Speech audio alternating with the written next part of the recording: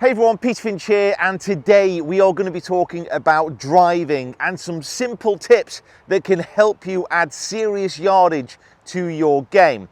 The best thing about this is we are not going to be talking about complex swing changes. These are all things that you can take into your game straight away. Now, the first place that we are going to start, believe it or not, is with tee height. Literally the best drive of the trip. Great. So this little piece of equipment, the tee peg, can have a drastic effect on the success of your drive and the distance of your drives as well. Using this correctly can help optimize your launch angle and the height that the ball will go. Getting the correct tee height can accomplish a lot of things, because what we want to try and achieve with a drive is something that launches high, stays in the air with optimal spin, optimal launch, optimal distance. Now, for an example, with the driver, if you tee the ball too low, problems can start to occur. For example, here, my driver has about 8 degrees of loft, which isn't a lot. Loft is the amount that the club face points towards the sky. Now, because this ball is teed really low, what that's going to encourage is a downward angle of attack. When the ball is teed up, it allows a golfer to strike up on the ball a little bit more. When it goes low, that is going to cause this type of movement to try and make a good contact. Now, because there's not a lot of loft on the club face, this is going to lead to a very low flight, but also it could lead to a slice out to the right. Another little top tip: if you're a good golfer, teeing the ball low can actually help minimize the shot to the left-hand side and allow you to hit a tight little cut. It's definitely something worth trying. So how can you establish the correct tee height? Well, in this particular example, the tee I'm using has some marks on here in the middle of the tee peg. So what I'm going to do is I'm going to push this tee peg in until the bottom ring is level with the ground. Then, when I pop the ball on top of the tee peg and place the club behind the ball, half of the ball will be showing above the top edge of the driver. Now, because this ball is teed higher off the ground, this leaves more room for the club to hit upwards through the point of impact, and this will help optimize those launch conditions. Now, the consistency of this approach is important, and although some golfers do sneer at them, I would recommend giving some castle tees a try. Now, castle tees are based on the castle arg.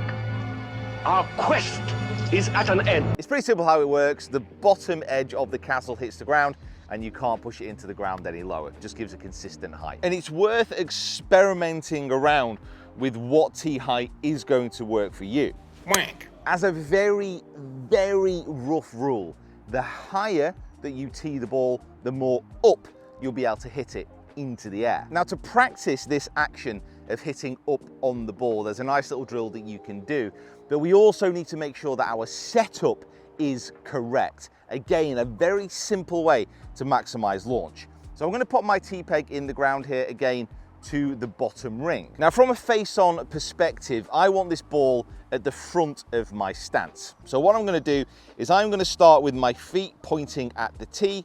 I'm going to splay my lead foot out and take a big step with my trail foot until they're outside shoulder width apart. Now, this will put my ball position, my tee position, at the front of my stance.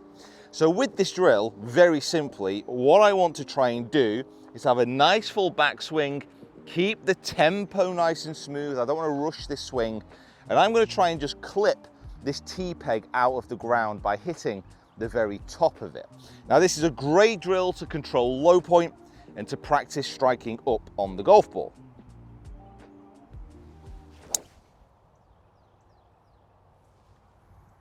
I don't think I could have demonstrated that any better. That was really good. Well done, me. Now, after you've had a few practice swings at that, tee peg goes back in the ground, but this time a ball on top, and we're trying to replicate those exact same feelings. We're not hitting the ball, we are clipping the top of the tee peg and sending the shot down the fairway. God, it's munched. Oh, wow. Is this downwind?